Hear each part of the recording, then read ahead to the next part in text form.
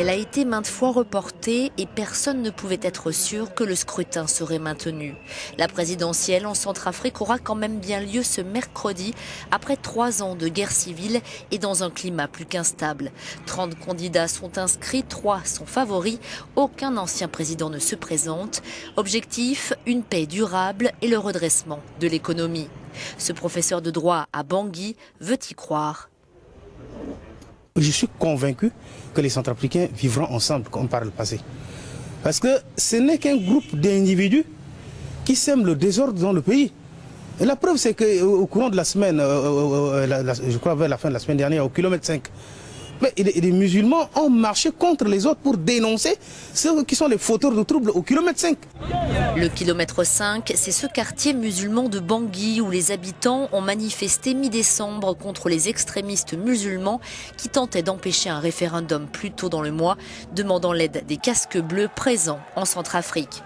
Mais dans ce pays à 80% chrétien, les violences entre les deux communautés ne cessent pas depuis 3 ans.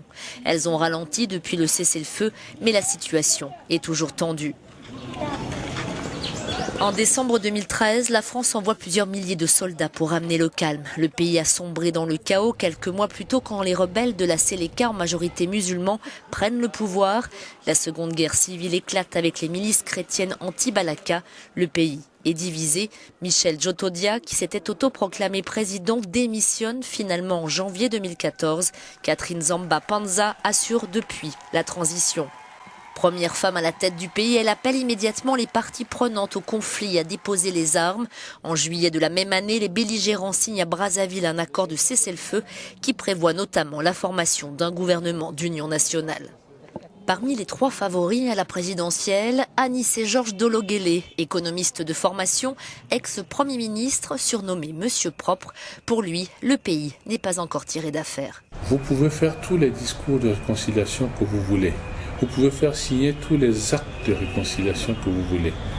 Tant que vous n'avez pas fourni à votre peuple de quoi manger, les conditions de crise sont toujours là.